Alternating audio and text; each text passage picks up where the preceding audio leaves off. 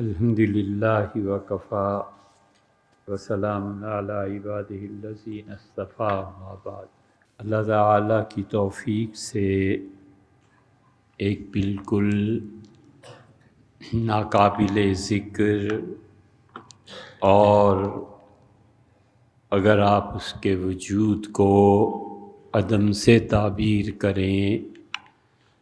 تو آپ کچھ غلطی نہیں کریں گے۔ ایک بہت چھوٹا سا اور نہ ہونے کے برابر ادارہ ندوۃ العلماء کچھ دوستوں نے قائم کیا ہے، اور اس کی ذمہ داری ادھر ہی آئی ہے، اور جن مقاصد کے لیے وہ ادارہ قائم کیا گیا ہے وہ مقاصد بہت واضح ہیں۔ ان مقاصد کے لیے ایک چھوٹی سی کہانی ہے، قصہ ہے۔ جب وہ ادارہ قائم ہو چکا تو اس کے بعد ایک مرتبہ علی گڑھ کی تاریخ پڑھتے ہوئے یہ بات سامنے آئی، اور اللہ تعالیٰ کا احسان ہے کہ کوئی پابندی نہیں ہے کہ ہم کسی بھی موضوع کا انتخاب کریں، بات کریں، تو کوئی پابندی نہیں ہے اور نہ ہی ہم خود اس کے پابند ہیں۔ جن مقاصد کے لیے سب لوگ جو احسان فرماتے ہیں اور محبت سے سننے کے لیے آتے ہیں، وہ ان میں سے ایک بڑا مقصد ہمارے سامعین 1 ہو، 1000 ہوں، 500 ہوں، ان میں شعور کی بیداری ہے، اور اس مقصد کے لیے اللہ کا احسان ہے کہ جو بھی اس مسجد میں آتے اور سنتے ہیں پچھلے کئی سالوں سے، وہ جانتے ہیں کہ ان کو شعوری طور پر حالات کو سمجھنے میں کتنی مدد ملی ہے، اور شعور کے بیدار ہو جانے کے بعد انہوں نے زندگی کے کتنے فیصلے پوری بصیرت کے ساتھ کیے ہیں۔ علم نام ہے جاننے کا، اور فہم نام ہے اس بات کے سمجھنے کا، معرفت نام ہے اس چیز کو پہچاننے کا، اور شعور اس باریک علم کو کہتے ہیں جو انسان علم کی بھی گہرائی میں جا کر اندازہ لگاتا ہے۔ شعر عربی زبان میں بال کو کہتے ہیں، شعر شین کی زیر کے ساتھ وہ ایک منظوم کلام ہوتا ہے۔ شعر، چھوٹا شاعر، یہ سب ایک دوسرے سے ملتی جلتی باتیں ہیں، اور جو لوگ، جو فرد، جو قوم جتنی باشعور ہوتی ہے، زمین میں قیادت کا حق اللہ اسے دیتا ہے۔ شعور کی بات جو یہاں کی جاتی ہے، کوئی پرواہ نہیں ہے کہ ہم آپ کو جمعے کے خطاب میں ایک آیت نہ سنائیں، ایک حدیث نہ سنائیں، لیکن ہمارا یہ کام ہے اور اس منبر پر بیٹھنے والوں کا فریضہ ہے کہ اپنے سامعین میں شعور کو پیدا کریں۔ شعور اگر پیدا ہوا ہے تو اس کو جگائیں کہ زندگی باشعور انسانوں کی طرح بسر کرنی ہے، جانوروں کی طرح بسر نہیں کرنی، بھیڑوں کی چال نہیں چلنی، اور تم یقیناً ایک باشعور اللہ کی مخلوق ہو، اور سب سے اعلیٰ مخلوق ہو،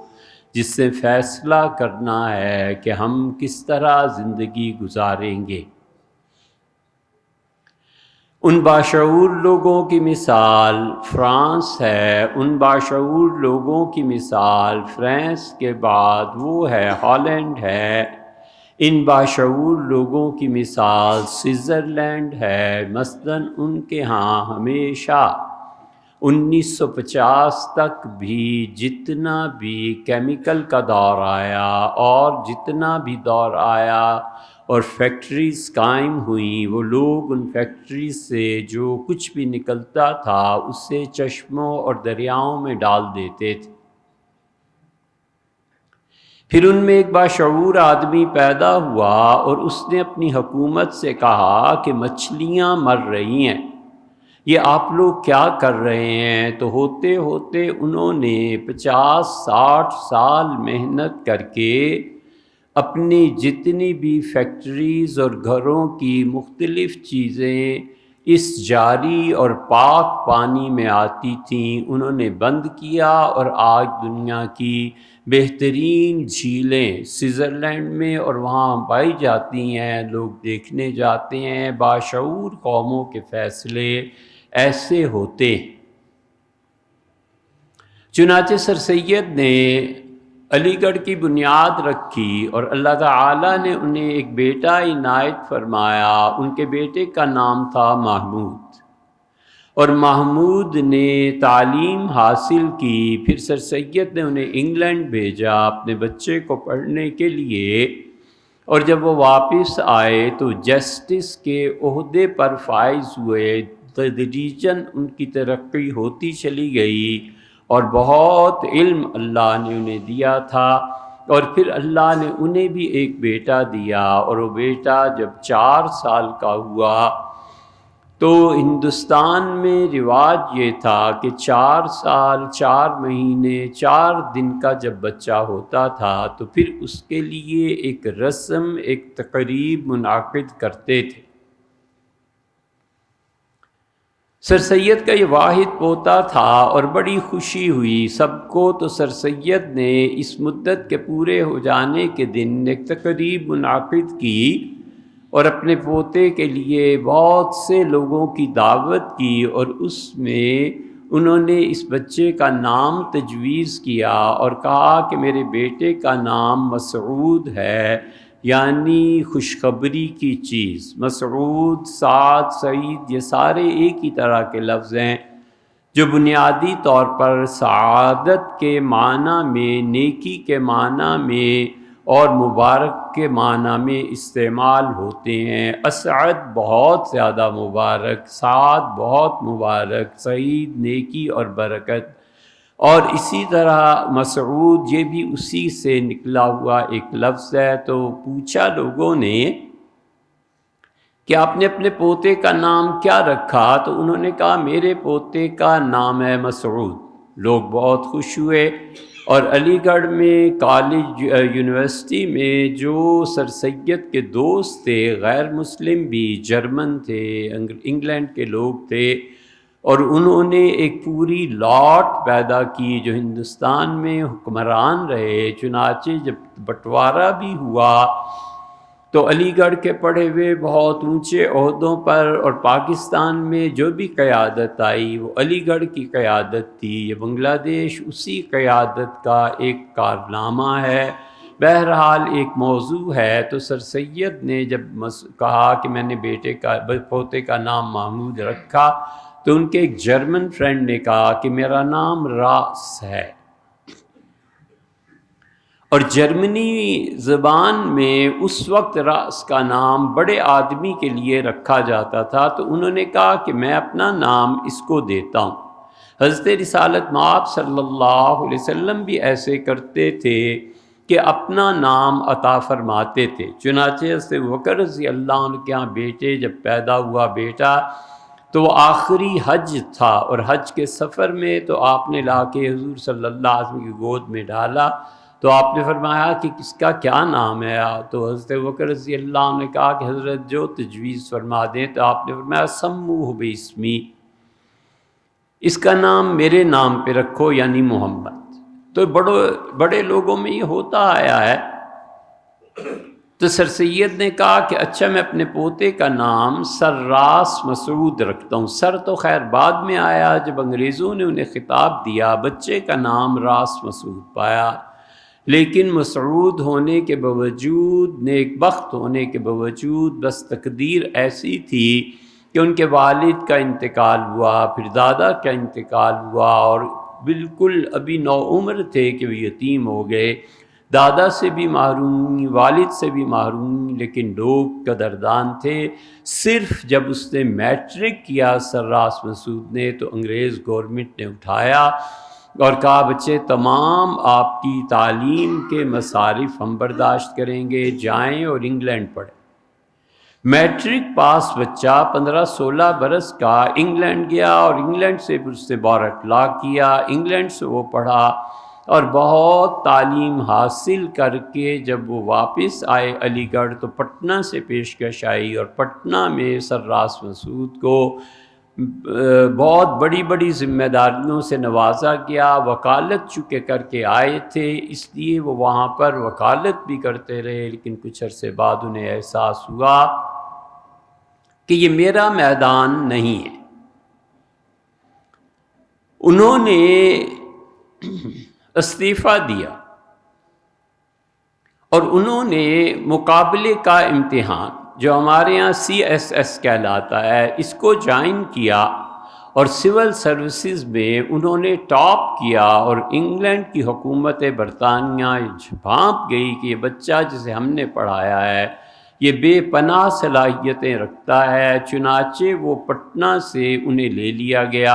اور پھر حکومت نے انہیں بہت اچھے عہدوں پر رکھا، یہاں تک کہ آصف صابر میر عثمان علی خان نے انہیں حیدرآباد بلایا، اور حیدرآباد کے کیا کہنے،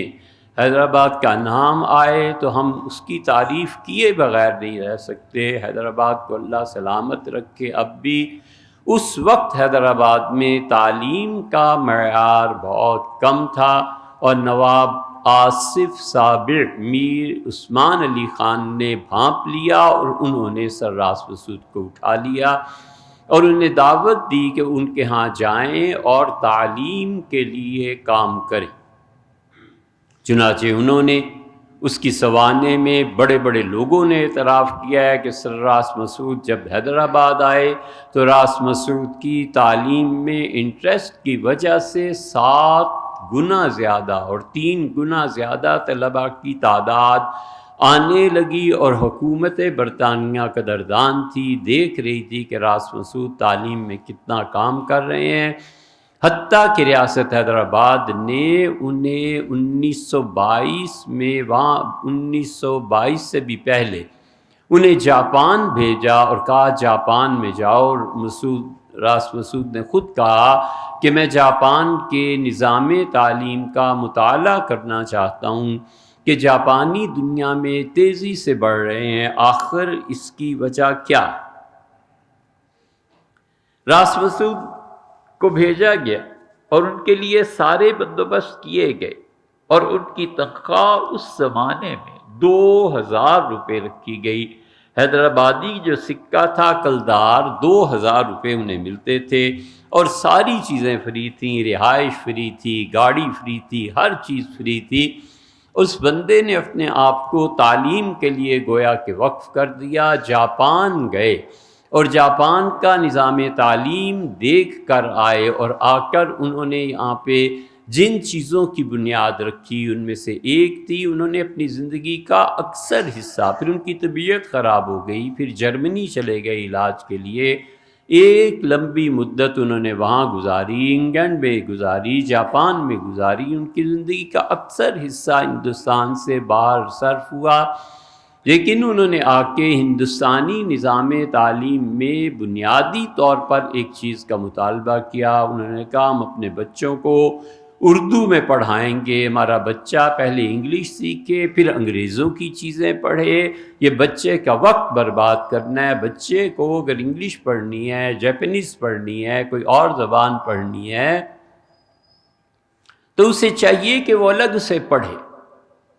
اب ان زبانوں کو بحیثیت زبان اپنے سکولز میں پڑھائیں، کوئی ممانعت نہیں، لیکن آپ جتنی چیزیں بچوں کو پڑھانا چاہتے ہیں کہ پہلے انگلش سکھائیں، پھر بچے کو انگلش سے اردو میں جائے اور پھر وہ جا کر سیکھے، یہ بہت اس کا وقت ضائع کرنا ہے۔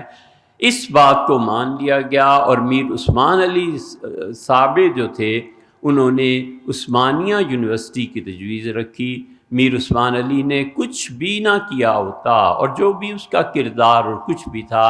حیدرآبادیوں کو ہمیشہ ان کے لیے ایصال ثواب کرنا چاہیے۔ ہم جن لوگوں کے لیے قلبی طور پہ اپنے دل میں محبت محسوس کرتے ہیں، یہ آصف صابر تھے۔ آصف صابر کی عثمانیہ یونیورسٹی اگر چل جاتی اور پولیس ایکشن نہ ہوتا اور وزیر اعظم جواہر لال نہرو نے اس کو نہ کر لیا ہوتا تو لوگ سمرقند اور بخارا کا نام بھول جاتے، حیدرآباد ہر جگہ ہوتا۔ حیدرآباد کی خدمات کیا گنوائیں، اب بھی حیدرآباد میں جان ہے، اب بھی حیدرآباد میں مسلمانوں کی عظمت کا راز پوشیدہ ہے۔ اب بھی حیدرآباد میں اگر لوگ اپنے قدر اور مرتبے کو جان لیں تو اس امت کی بنیادوں کو درست کرنے میں ایک بڑا کردار ادا کر سکتے ہیں۔ لیکن عثمانیہ یونیورسٹی کی بنیاد ڈالنے میں، عثمانیہ یونیورسٹی کا پرنسپل مقرر کرنے میں آصف صابر جو تھے انہوں نے دعوت دی، اور میر عثمان علی خان کی اس دعوت پہ راس مسعود آ گئے۔ یونیورسٹی کا قیام شروع ہوا۔ کون ہے جو وہاں نہیں گیا؟ مولانا شبیر احمد صاحب عثمانی رحمۃ اللہ علیہ نے اپنی مسلم کی شرح فتح الملم لکھنی تھی، پیسے کے لیے عثمانیہ یونیورسٹی گئے تھے۔ شبلی نعمانی کو کتابیں چاہیے تھیں، ونگ حیدرآباد گئے کہ پیسے چاہیے، کتابیں لینی ہیں، لیکن بھوپال نے انہیں بلا لیا، اور بھوپال کی ملکہ نے کہا کہ آپ حضور اقدس صلی اللہ علیہ وسلم کی سیرت لکھنا چاہتے ہیں، ہم لوگ کس لیے ہیں؟ آپ حیدرآباد کی بجائے ہمیں بتائیں کیا کیا چیزیں چاہیے، اور ایک بڑی رقم انہیں بھوپال سے ملی۔ اس لیے شبلی نے سیرت طیبہ کی پہلی جلد نواب جو بھوپال کی تھیں خاتون ان کے نام کی، اور کہا انہوں نے سیرت طیبہ لکھنے میں میری مدد کی۔ مولانا مودودی وہاں جاتے تھے، مولانا نے پڑھا بھی اور مولانا نے وہاں پر کام بھی کیا۔ مولانا کے بڑے بھائی ابو الخیر مودودی وہاں جاتے تھے۔ حیدرآباد کی کیا تاریخ سنائیں آپ کو کہ وہ ہیروں اور جواہرات سے بھرے ہوئے نکات ہیں اور افراد ہیں جو اس سے پیدا کیے۔ یہ جو تھے سر راس مسعود، آہستہ آہستہ ترقی کرتے کرتے اپنے دادا کا نام، اپنے والد کا نام روشن کرتے ہوئے یہ علی گڑھ آ گئے، پھر اور وہاں پرنسپل تھے، پھر یہ علی گڑھ آئے، اور علی گڑھ میں ایک فنکشن ہوا۔ علامہ اقبال دوسرا ہیرا تھا جو لاہور میں تھا، اور وہ اتنا چمکدار تھا کہ علامہ خود کہتے تھے کہ اسرار و رموز بے خودی، یہ کتاب جب میں نے لکھی اور یہ کتاب امریکہ اور انگلینڈ حتیٰ کہ اس کا ترجمہ ہو گیا، پرشین سے انگلش میں ترجمہ ہو گیا، تو علامہ کہتے تھے جس مردہ قوم کے لیے میں نے لکھی، انہوں نے اپنا مردہ ہونے کا ثبوت دیا اور سمجھ نہیں سکے کہ میں نے انہیں کیا پیغام دیا ہے، اور دیکھو ان قوموں کو جو زندہ ہیں انہوں نے چند برس میں میری کتاب کا انگلش ترجمہ کر کے اب خط لکھنا شروع ہو گئے ہیں مجھے کہ یہ کامیاب اور لاجواب کتاب ہے جو آپ نے لکھی ہے، یہ امتوں کو اٹھانے والی اور لوگوں کا خون گرمانے والی کتاب ہے۔ کسی نے لکھا کہ یہ کتاب اگر عام ہو گئی تو ہندوستان میں آزادی قریب تر ہو جائے گی، لیکن مردہ قوم اس کو کیا کہنا، اس کے میں بے شعور قوم زیادہ مناسب لفظ ہے۔ انہیں شعور ہی نہیں تھا کہ اقبال کیا کر رہے ہیں، راس مسعود کیا کر رہے ہیں، سید سلیمان ندوی کیا کر رہے ہیں۔ انہوں نے ان ہیروں کو مٹی میں ملا دیا بغیر جانے بغیر پہچان۔ یہ ہمارے آباء و اجداد کا قصہ ہے اور مردہ قوم کا قصہ ہے۔ علامہ اقبال نے کی جو شاعری تھی سر راس مسعود نے بہت پڑھی، حتیٰ کہ یہ وقت آ گیا کہ ضرب کلیم علامہ اقبال کو جو تھی انہوں نے دستخط کیے اس پہ اور راس مسعود کو پیش کی۔ جب وہ بھوپال گئے ہوئے تھے تو راس مسعود کی بیگم کھڑی تھی، انہوں نے کہا علامہ صاحب کمال کرتے ہیں، جتنا آپ کا کلام میں سمجھی ہوں اور مجھے یاد ہے، میرے شوہر کو تو کچھ اتنا نہیں یاد۔ تو علامہ ہنس پڑے اور علامہ اقبال نے وہ کتاب پھر ان کی اہلیہ کو دی، اور علامہ خود کہتے تھے کہ جب ہم ناشتے میں بھوپال بیٹھتے تھے بھوپال میں، تو ان کی مسز جو تھیں نواب شتاری، ان سے تعلق تھا، وہ اس قدر میرے اشعار سناتی تھی کہ میں حیران ہوتا تھا کہ یا اللہ فارسی میں یہ خاتون کتنا میرا کلام پڑھتی۔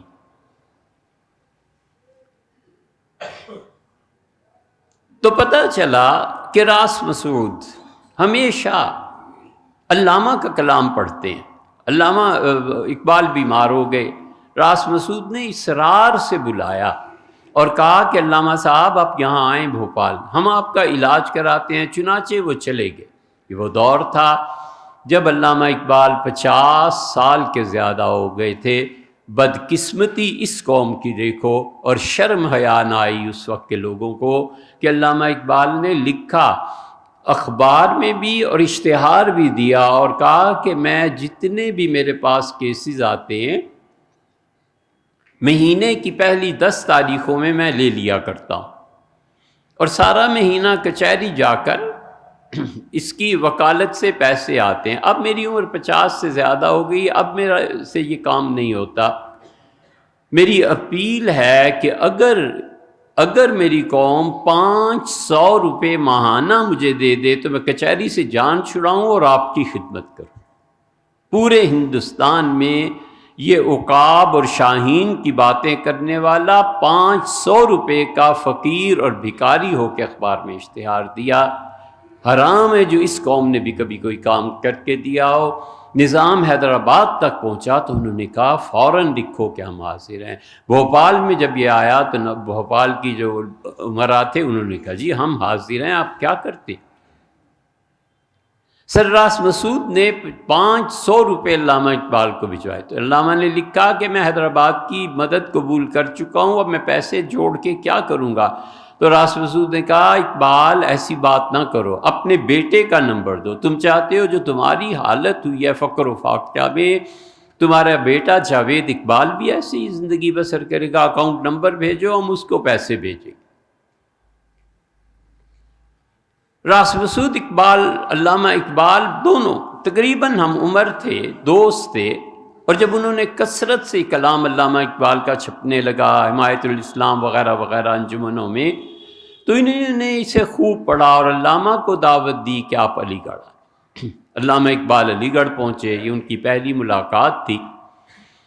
اور بڑی تفصیل سے علامہ اقبال نے یہ بات بیان کی۔ انہوں نے کہا ایک طرف تو ہم انگریزوں کی غلامی میں ہیں اور انگریز ہمیں کسی صورت آزادی دینے کے لیے تیار نہیں ہیں، اور قربانیاں دیے چلے جا رہے ہیں، جیلیں بھر رہی ہیں، لوگ احتجاج کرتے ہیں اور خون بہہ رہا ہے۔ جلیانوالہ باغ کا کیس آپ دیکھیں کیا ہوا ہے، خلافت کی موومنٹ آپ دیکھیں کیا ہوا ہے، اور ان سارے حالات میں مسٹر جناح سب چیزیں چھوڑ کے قوم سے مایوس ہو کے لندن چلے گئے ہیں، اور مسلم لیگ کو سنبھالنے والا کوئی نہیں۔ تو میری تجویز ہے کہ آپ راس مسعود ایسے کریں، سارے کام چھوڑ کے علی گڑھ کو چھوڑ کے مسلم لیگ کے صدر بن جائیں اور مسلم لیگ کو سنبھالیں۔ یہ واحد جماعت اب ہے جو ایک طرف یہ ہیں انگریز اور دوسری طرف ہندو ہیں، اور ہندو جانتے ہیں کہ ان کی کامیابی ہوگی اور ہندوستان میں ان کی حکومت قائم ہو جائے گی۔ ان دونوں چیزوں میں اس حکومت کے حصول کے لیے وہ مسلمانوں کو پیچھے کر رہے ہیں، اور انگریز بھی مسلمانوں پہ مظالم ہر ایک پہ انڈینز پہ کر رہے ہیں۔ تو اس چکی کے دو پارٹوں میں سب سے زیادہ ہم مسلمان پس رہے ہیں۔ آپ آئیں، مسلم لیگ کی قیادت کو سنبھالیں، میری صحت تو اجازت نہیں دیتی۔ سرراس مسعود نے ایسی بات کہی جس کو علامہ اقبال کئی سال تک، کم سے کم بھی 15-17 سال ان کی زندگی رہی ہے، ہمیشہ لوگوں کو سمجھاتے رہے۔ ہم ندوہ میں جس نتیجے پہ اللہ تعالیٰ کی توفیق سے پہنچے، اس کی بنیاد، اس کو بنانے کے بعد تاریخ ایک مرتبہ پڑھتے ہوئے یہ بات نظر سے گزری تو ہم تو خوشی کے مارے پاگل ہو گئے۔ سرراس مسعود نے کہا، علامہ صاحب آپ جانتے ہیں کہ انگریزوں کے ہاں ڈیموکریسی کا، جمہوریت کا ڈنکا پٹ رہا ہے، اور میرا نظریہ یہ ہے کہ جو قوم بھی جمہوری اقتدار پر ایمان رکھے اور جو قوم بھی جمہوریت اور جمہوریت کے نعرے لگائے، اگر قوم ان پڑھ ہے تو ان پڑھ لوگوں میں جمہوریت کا نظام اس قوم کو زہر دے دینا، اس سے بالکل جمہوریت کی حمایت نہیں کرنی چاہیے۔ قوم ان پڑھ ہے، اور ان پڑھ قوم جمہوریت میں جن لوگوں کو بھی لائے گی وہ ایک سے ایک بدتر آدمی لائے گی۔ یہ سارے لوگ جذباتی ہیں۔ میں صرف ایک کام کرنا چاہتا ہوں، اور وہ یہ کہ ہم اپنی قوم کو پڑھائیں، ان میں شعور پیدا ہو، اور شعور پیدا ہونے کے بعد وہ اپنا ووٹ کاسٹ کریں۔ اس لیے مردہ قوموں کو، بے شعور قوموں کو جمہوریت کی تلقین کرنا، اس کا نتیجہ یہ ہم کہہ رہے ہیں، اس کا نتیجہ یہ نکلے گا اور نکل رہا ہے کہ ہم اپنے ان پڑھ حکمرانوں کے ہاتھ میں، ان کے ہاتھوں میں کھیل رہے ہیں۔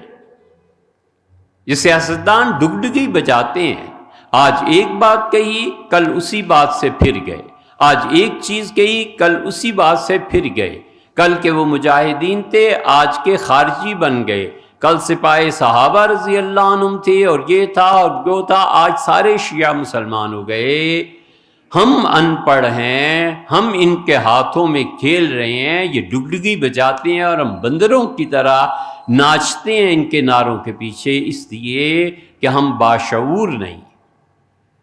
یہ وہ بات تھی جو سرراس مسعود نے علامہ اقبال سے کہی، اور علامہ اس بات کو بار بار دہراتے تھے اور فرماتے تھے کہ اس نے مجھے بہت اچھا قیمتی مشورہ دیا۔ اس نے کہا پہلے اپنی قوم کو پڑھا لیں، یہ پڑھے لکھے لوگ، پھر جمہوریت آئے تو پھر کوئی بات ہے۔ ان پڑھ لوگوں کو جمہوریت کا سبق دینا، انہیں زہر دینا۔ آپ سمجھے؟ نہیں سمجھے اور جی چاہے کہ سمجھو تو پھر 2-4 مرتبہ سن لینا، یہ ہے نتیجہ۔ اور یہاں ہم کھڑے ہیں، اور اس پہ اضافہ کریں سیدنا علی رضی اللہ عنہ کا کیا بات فرمائی تھی امیر المومنین مولا علی رضی اللہ عنہ نے، حجت اللہ، اس میں نہج البلاغہ میں آپ اس بات کو دیکھیں، کب کہی تھی؟ آج سے تقریباً 1500 سال پہلے امیر المومنین رضی اللہ عنہ نے اپنی فوج سے خطاب کیا اور ارشاد فرمایا، جب میں تمہیں کہتا ہوں کہ جہاد کے لیے نکلو تو تم کہتے ہو امیر المومنین بہت شدید سردی پڑ رہی ہے، پھر کہتا ہوں تم کہتے ہو شدید گرمی پڑ رہی ہے، اور اصل مسئلہ اتنا سا ہے کہ انتم اتباع کل ناعق، تم ڈنگر ہو، تم جانور ہو، تم بے شعوری قوم ہو، جدھر بھی تم دیکھتے ہو کہ تمہیں چرانے والا چرواہا بلاتا ہے، آواز سن کے اس کے پیچھے چل پڑتے ہو اور میرے جیسے دانا آدمی کی ناقدری کرتے ہو۔ انتم اتباع کل ناعق، تم اس کی پیروی کرتے ہو جو چیخ چیخ کے بولنا جانے، اس کی پیروی کرتے ہو جو تمہیں